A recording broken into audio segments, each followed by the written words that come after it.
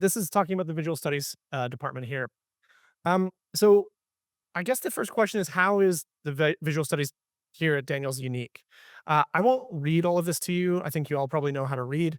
Um, but I guess one of the things that we like to sort of put at the fore is the idea of an art program that's situated within a research institution. Because here we are at U of T. It's not just any old university. It's one of the top research institutions in the world. And so what does it mean to have an art department that's in a research institution? And this is actually one of the reasons why it's called visual studies and not just fine art, because it's about the production of work and that looking at that production as a form of research also. So there's this term that's used a lot in European art schools, especially, which is called artistic research.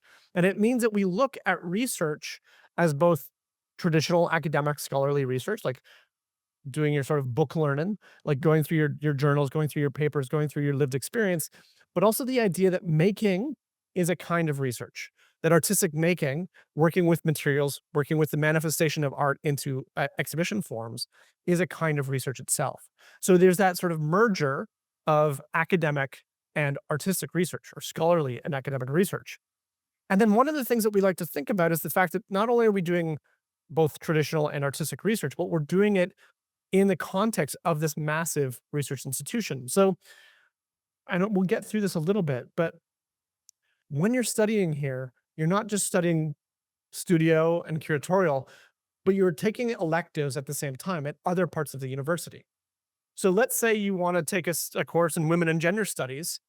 You're not just studying with any old researcher in women and gender studies, but you're studying with some of the best researchers in the world in that subject area.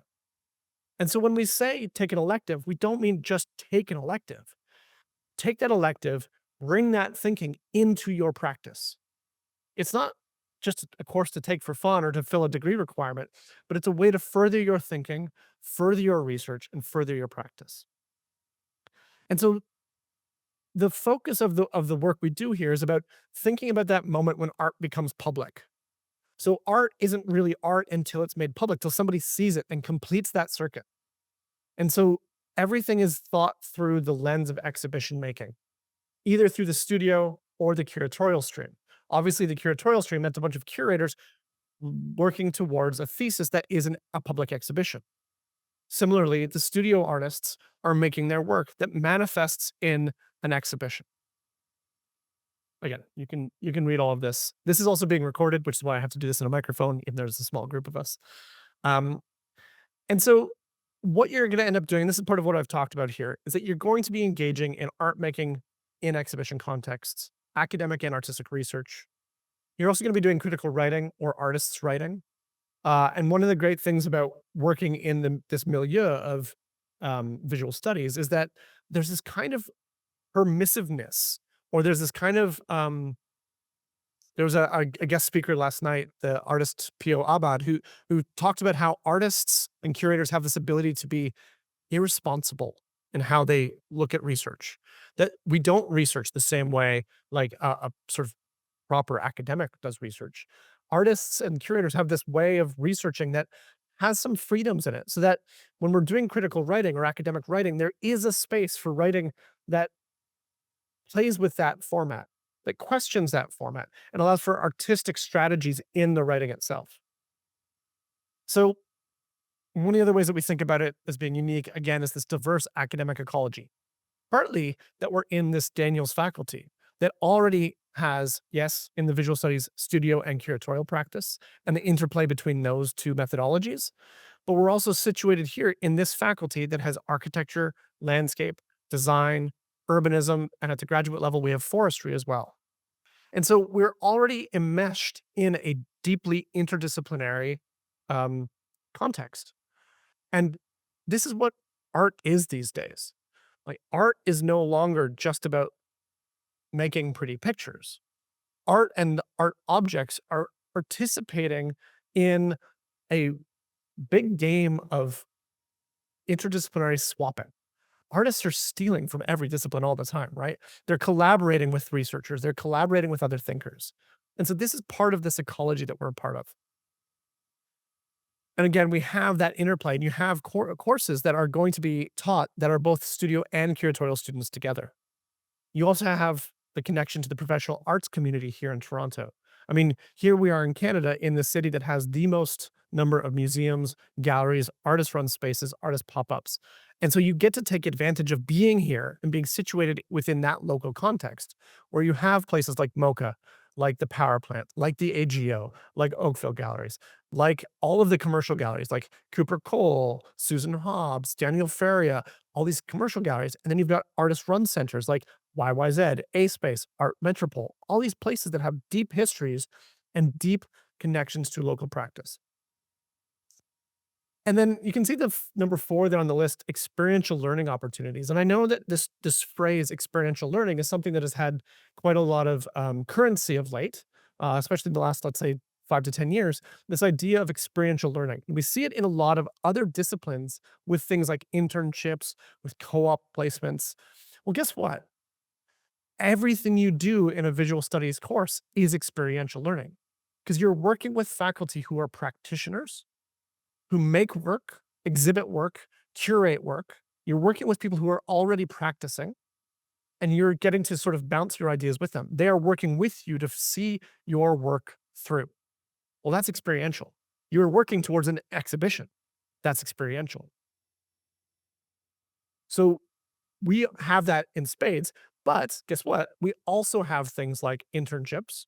Every student in the visual studies, the Master of Visual Studies, does an internship between their first and second year of study. And I'll talk about that a little bit further. And then again, number 5 here is this graduating thesis exhibition in professional context with support. So not only are you working towards an exhibition at the end of all this, you're doing it in a professional context. The Masters of Visual Studies program has a deep connection with the Art Museum at the University of Toronto. It is a grade museum, which means, let's say if you're in the curatorial stream, you can be borrowing works from other institutions, from other collections that have, let's say, needs for humidity controls, that have lighting needs. Like you can borrow historical objects because you're doing this in a grade museum. Are also, as a studio artist, making work in this museum and exhibiting your work in this museum. You will have their art handlers, their install team, their press and communications department. And, anybody who's graduating from this program, you know what else you get? You get an amazing line on your CV because you now have a museum exhibition on your CV after 2 years of study here. That is something that is extremely valuable, not just because it looks good on the CV and leads to other opportunities, but because the experience of working in that context is massive. And for a number of younger artists or emerging artists, that's something that won't often happen right away from graduation. So it's a huge sort of feather in our cap that we can offer this to our students. Some nuts and bolts, it is a 2-year degree. It's a 2-year degree where your first year, you are thinking through your practice, you are working with the faculty to sort of figure out how you work. You're rethinking your stuff. You're taking advantage of the sort of opportunity to be here and to think about nothing else but your own work, which sounds amazingly selfish and self-absorbed and solipsistic, but we're artists and curators. That's who we are. We're jerks. Um, we're not. No, we're not actually jerks. Okay. But then even like I said, it's a 2-year degree, but even in that summer term, you're doing your internship. And that internship isn't, again, I'll talk about it a bit more, but it's not like an internship where you just got to go to work every day. We help you find an internship that fits your research interests, what would help your practice. And so it's not just going and sitting at the front desk of a gallery and handing out press releases. It's working with archives, working with curators, other artists. It's doing stuff that will help you with your practice. And again, as I said earlier, the possibilities of electives in all of these different graduate programs here at the University of Toronto is absolutely huge. And I recommend that any of you who are in this program take full advantage of that, and don't just try to find the easy ones. Like find ones that are going to help your practice. And I can speak from experience. The number of students that we've had go through this program, the stuff that they end up doing in their electives, almost always features in their work, either their curatorial work, their writing, the research they're doing, or in their making. We also have this amazing track record. So our graduates from the curatorial studies program have been placed in a number of institutions, not just in Canada, but abroad. Curators who have been everywhere from the AGO to um, the Vancouver Art Gallery to Simon Fraser University to all of these amazing institutions, people who have helped curate Documenta. Um, these are massive things. And our studio stream students are showing everywhere. So we are producing graduates that are succeeding in these various art worlds. And there are, as it says here, shared courses between studio and curatorial studies. And I think that's deeply important because these days, the number of artists who curate, the number of curators who make art, even the idea of exhibition as medium, how can you not talk with one another in terms of how you share your thoughts about these practices? I'm an artist who also curates. Um, I mean, the last 2 years, I've probably done more curatorial work than exhibition work. I'm still doing exhibition work too, but this is how it works. And again, you're always working towards this graduating, culminating thesis. So I'm going to put this quick slide up here. It might be hard to see, but this is what it typically looks like when you're a student here, when you're enrolled. So you can see in year one, you have a few core courses. Courses like contemporary art since 1960, sort of like let's all be on the same page to know where we're at. And this is looking at contemporary art, not just in the sort of Western, sort of canonized art contexts, but this idea of looking at other contemporaries at the same time. I know it's almost impossible to read up there, but you've got your core studio course where the first and second year studio cohorts are together, where you're leading each other through your own research practices, doing a series of studio visits with faculty.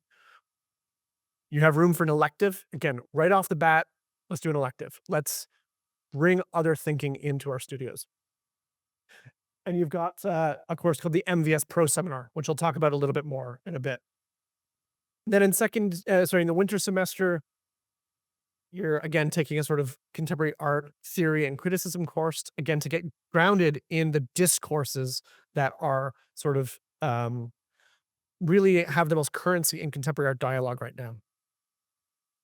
You have, um, again, the studio course that continues on where you start working towards an end of year sort of body of work.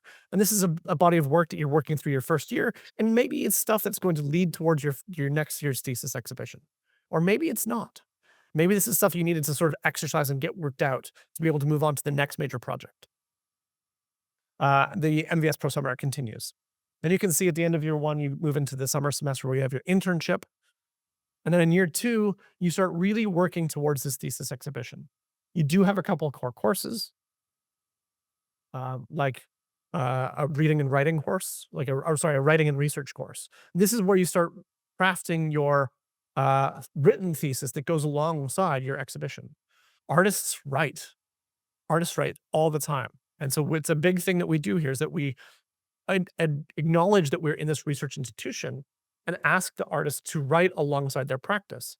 That writing can be slightly experimental. It can be traditional. There's room to work with the faculty to figure out what is the best method of expression that works alongside your exhibited work to sort of qualify it. And then in your last term in the second semester, you are just working on your exhibition at the art museum. It's similar for curatorial studies. Those of you who are interested in working towards becoming a curator or working in art adjacent fields. Again, a lot of these core courses are the same. The room for electives is the same. And in the second year, you're also working towards your massive exhibition that you're putting on at the art museum. Again, as we go through, you can ask questions about details about these. I'm trying to get through this quickly. As I said, we do have connections with a lot of local and international art contexts, art institutions, and artists. And we have a faculty that are actively practicing constantly. They are traveling, exhibiting, curating, making, and sharing their work in international contexts. And I'm going to give you a quick, I won't go into too much depth, but give you a sense of who some of the faculty are. You can also see the sort of breadth of their practice. So here we have Katie Lyle. who's an assistant professor with us, who does a lot of work in painting that is kind of figurative, but also very much not. But it's also painting that ends up often taking on sort of sculptural form. So it's about the painting also sometimes coming off the wall, um, and has really interesting ways that she's working with ideas of color and brushstroke and identity. We have Barbara Fisher, who is the curator and the director of the Art Museum, who has been a major sort of champion of the curatorial department here. And she has done things like curated the Canadian Pavilion at the Venice Biennale, as well as running the Art Museum. She's done a lot over the years, written and edited a number of books about both Canadian and international art. We have Professor Charles Stankiewicz, whose work deals with everything from the military industrial complex, surveillance state, but also with this most recent work, The Desert Turned to Glass, about the beginning of life on Earth, like looking at how meteors help start life. And you can see some of the work that he's done in the art and design gallery in this building in the basement floor. There's this exhibition called Shaping Atmospheres, which I do encourage you all to go see, that was curated by Charles Stankiewicz, faculty here, and Ala Rushen, who's a faculty member at OCAD. So they curated this exhibition. I think some of Charles's work is in this exhibition as well. Go check it out. Just when you're done here, head on to the basement. It's an amazing show. This is some of my stuff. I'll skip over this quickly. Everything from sculpture and books and film and archives and whatnot. You don't need to hear more from me. Jean-Paul Kelly, an artist who does a lot of work with drawing, but also analog film, often dealing with questions of queerness and gender and all sorts of ideas of representation. Karen Craven, another artist here who deals with a history of textiles, often looking at the sort of context in which those textiles came from, those histories, mining those histories to make new work with those existing works. Louis Jacob, an artist and curator who also deals with trying to sort of make a new canon for contemporary art in Toronto. Does work in the public realm, does a lot of writing. Mitchell Akiyama, who is a sound artist who also does a lot of collaborations with the architecture faculty here. So, sort of adding sound based elements and acoustic elements that are responsive to their work. Morris Lum, a photographer who looks at a history of Chinatowns, not just here, but in all over the world. Sue Lloyd, an artist who deals with both photography and drawing in various different sort of methodologies. Sarah Bio Sheridan, another curator who has curated a number of exhibitions across Canada over the years, and obviously is somebody who would be deeply involved in the curatorial stream. Zach Blass, who is an amazing artist who came over a couple years ago from London, England, and does a lot of work about surveillance, about sort of new age sort of theory and how it can relate to digital practices of like using AI, but also looking at like how sort of a lot of the sort of tech bros in Silicon Valley are repeating a lot of sort of new age sort of theory, and then sort of questioning a lot of that through his work. We also one of the things that's really amazing here is we have this cross appointments with the other campuses.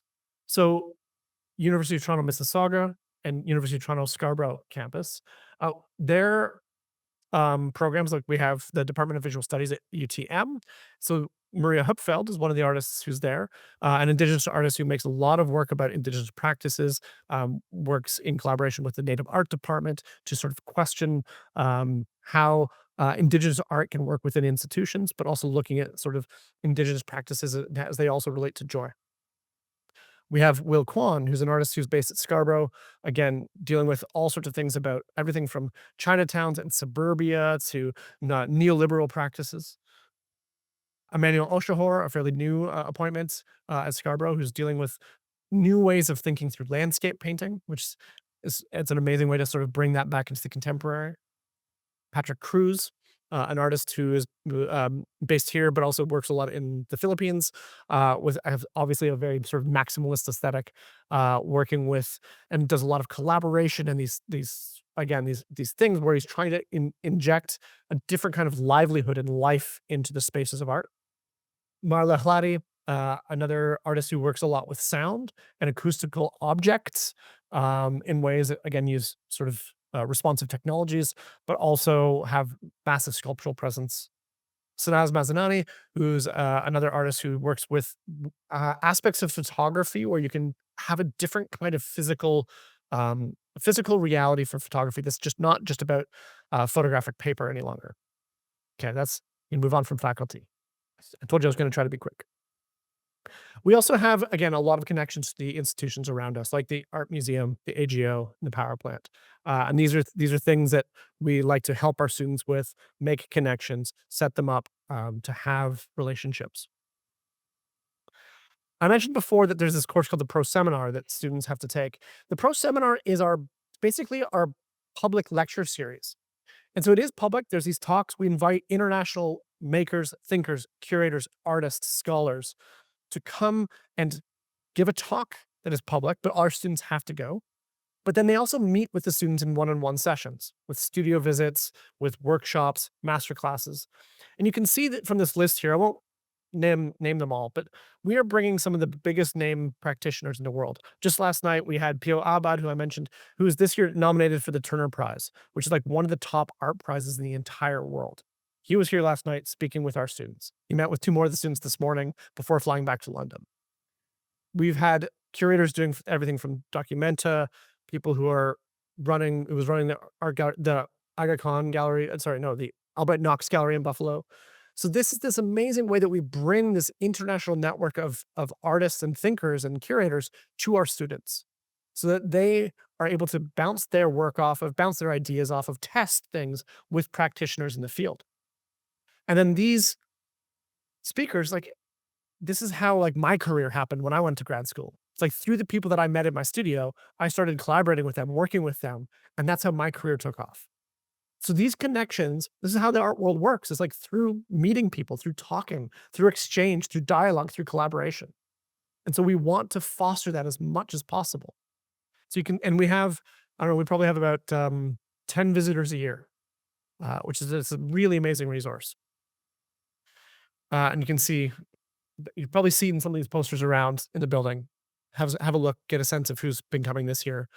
A whole bunch of like we have Shanae Javari, this amazing curator coming next term, who's the head of the Barbican Art Center in London, who also has deep ties to the Mumbai art scene and used to be working at the Met in New York. It was the first curator of South Asian art, the Met, and just had this amazing book come out called Night Fever, and it's just about cinema after dark and photography after dark. And it's not. It's anyway. I'm like really like enamored with him, so I could keep going. We also have another way that we are connected to things, and that's we are one of the co-publishers of the After All Journal. After All is one of the preeminent art journals that has some of the best discourse in art that's happening in the world. So it's a co-publication between University College London, the University of Chicago, and Daniels. So we are one of the publishers, and Charles Stankiewicz, who I mentioned earlier, is one of the editors of this journal. That means that this is happening here, and our students have access to the sort of editorial thinking that's happening here. Our students have been featured in this. Their writing has been featured in this.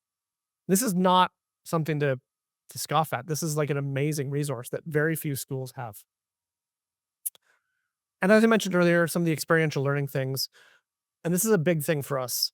So we're talking about being in a research institution. We're talking about dialogue. And through that, we're also talking about pedagogy.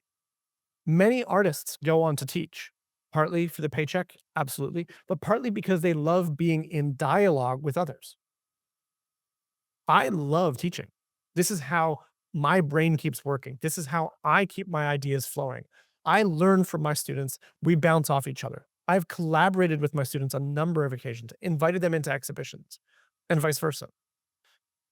And we believe in this in such a way that all of our MVS students in their first year end up as getting a teaching assistantship, every one of them. So you get that practice, that experience. And then in your second year, in the studio stream, you also teach one of the introductory first year undergraduate studio courses. So you get teaching experience right away. Now, this is one of those amazing things because there's this weird like catch-22 with teaching. You go to apply for a teaching job and they always want you to have experience. Well, how do you get experience if when you're applying to a job, they need experience? Right? It's this weird impossibility that you somehow have to figure a way around. Well, we're a program that has that way around in that you're guaranteed teaching if you're in the studio stream here. It's huge. We also, for this internship that I mentioned, we do have funding for it. There are travel scholarships, there's funding opportunities so that if you want to go and work at the Hackaway Museum in Berlin, for example, for your internship, we help get you over there. We have some money to help get you over there because that experience is it's too good to not be able to afford to do. So we will help.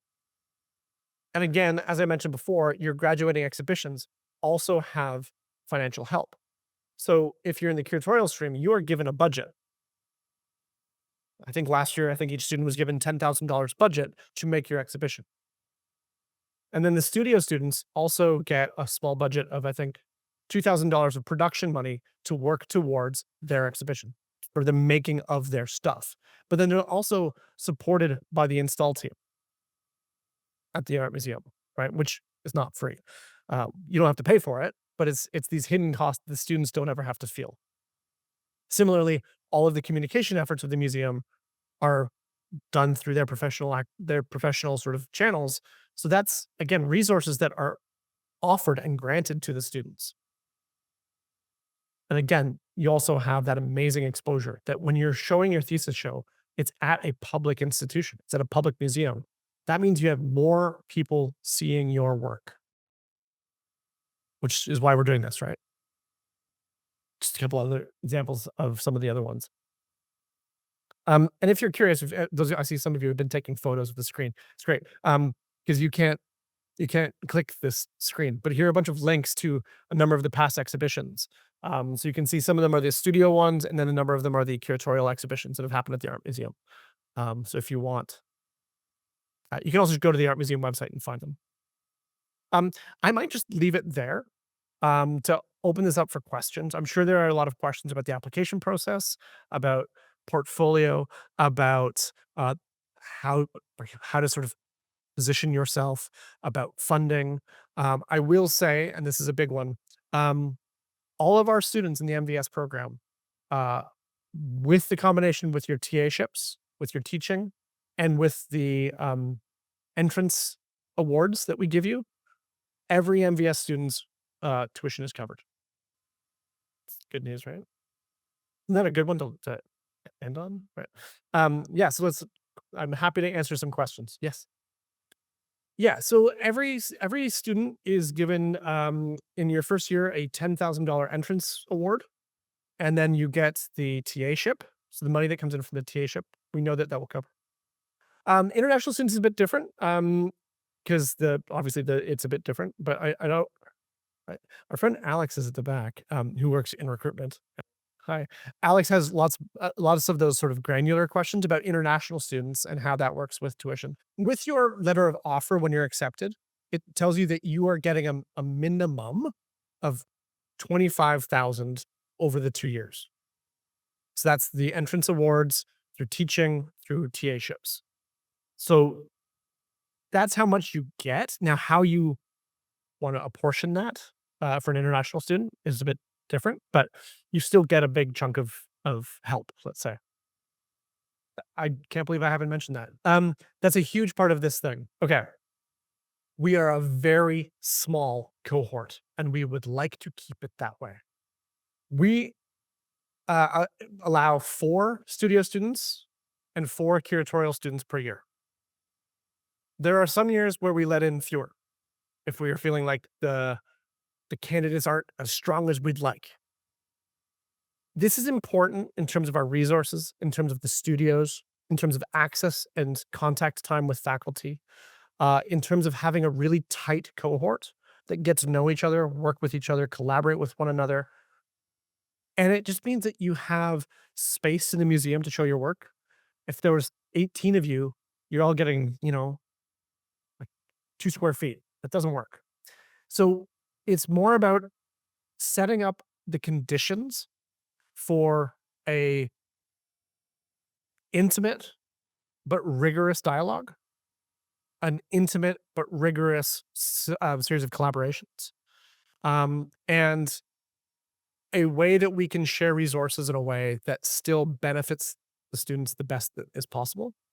And again, this means you get way more contact time with your faculty. So in your second year, you end up with an advisory panel. So every student has a principal advisor, and then every student has a secondary advisor, another secondary advisor, and an external advisor that can be from anywhere in the world.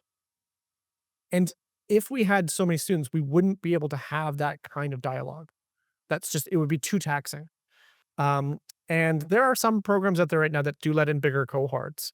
And I don't know if that benefits the students, if I'm frank. I mean, I can only talk from the experience that I've had. Like, I went to a school that let in 10, and it was not as close. So we have really appreciated the small numbers. I think it's a real boon. And so that means in total, at any one time, there's a maximum of 16 students across 2 years. So 4 studio, 4 curatorial in first year, 4 studio, and 4 curatorial in second year. Um, all of our students are full time. It's not impossible to have dialogue about doing something differently. It does complicate things with things like funding. It complicates things with things like teaching appointments, TAships. Um, it's because we're also working, as a graduate program, we're working with the School of Graduate Studies. And a lot of the funding opportunities are dependent on you being a full-time student. So it's not impossible. There's always dialogue to be had. But I will say that we have not yet had a part-time student. But I'm willing to listen. No, it would be a complete new application. Um, it's great that you're already at U of T, but you still have to apply and be selected by the selection committee in the same way. I think administratively it might be easier for you. You already have an email address. You probably already have a T card. So if you were accepted, that stuff's easy. But no, even at U of T students, even visual studies students, current visual studies students, it's a whole application. There's no direct entry. Yeah, so the question is what kind of work we wanna see in the portfolio, and we wanna see the work that best represents you. So, it it depends on the student, it depends on the artist, the curator. If you're somebody who's making paintings, sure, show me a bunch of paintings. If you're somebody who's a curator, show me examples of exhibitions, show me some writing, show me how you think. So, we wanna find the best thinkers, makers, curators, and there's no one right way to apply. It really is dependent on how you wanna make your work manifest to us. So, the only thing that gets tricky is if you're an artist working in moving image. So if you're working in film and video, um, we do have some limits about how many minutes of stuff we can watch. I don't recall off the top of my head what that number is. It's on the website. Um, so you can give us clips, you can give us excerpts, but we can't watch like 4 feature-length films. That would be many hours, and it wouldn't be fair to spend many hours on one candidate and then fewer minutes on somebody else. Let's say you've done a sculpture. Sculpture, we usually need to have more than one view, right? One walks around a sculpture. There's that physical relationship between the body and the work. So if you're like, I have 8 amazing pieces, well, show me like 3 views of one of them, and then show me like 3 more views of another one. Or if you're somebody who's really prolific or has had a very long, like, already career of making, show me 15 individual works. Again, this is where we'd have to go through each individual portfolio to sort of advise, but I my advice would be like, if you got 15, use them. Find a way to use them up. Okay, that's a complicated question. Would we accept a PDF as the portfolio? Generally, no, unless the website is a work. Like, there are a lot of artists who do web-based work. And I don't mean like as a design thing, but as the actual artwork, that there is this you've treated it as a conceptual project, right? Fine. The thing is, if you're giving us a website, we don't know how long it's gonna take. We don't know how many images there are. So it ends up being a question of equity, right? Because if we end up just having to go through a website and we end up seeing 70 images, but other people, we only saw 15.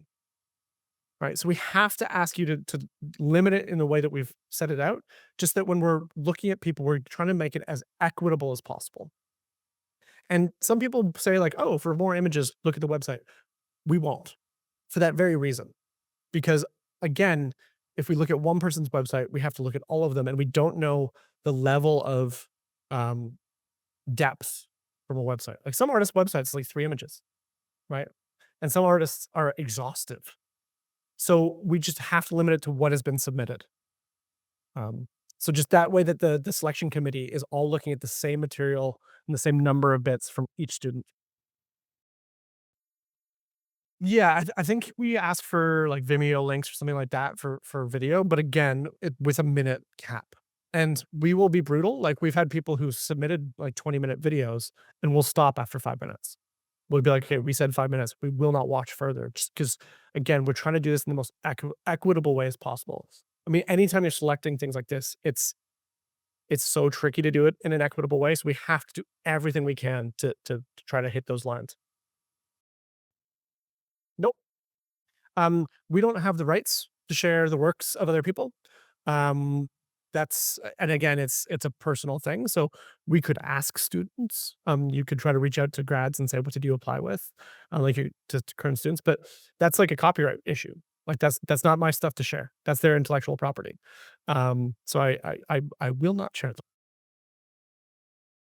If you think that architecture and architectural design is a part of how you work as an artist, by all means. So, basically, you just need to convince us that this is the how you work. But we're not an architecture program, but that doesn't mean we haven't had people who have architectural thinking in their practice, right? Just like we've had people who are working in music, but apply with things that how their music comes into an art context. So, of course, there's like, I said earlier, art is borrowing from every discipline. So if you want to bring stuff from architecture, or if you want to bring stuff from the world of dance or theater or I don't know, biochemistry, by all means, if you can show me how that works in your work, fantastic. So it's about you articulating yourself and your practice. The prerequisites and Alex, I might defer to you here, but it's just you have to have a BA. So it doesn't have to be a BFA, so a BA, and I think we say the average of a mid B at the absolute minimum lowest. If you are somebody who had strange circumstances and you want to apply anyway with the things acknowledging why you might not meet the prerequisites, we can listen, absolutely. And then yeah, but it's just a BA. It doesn't have to be a BFA. It doesn't.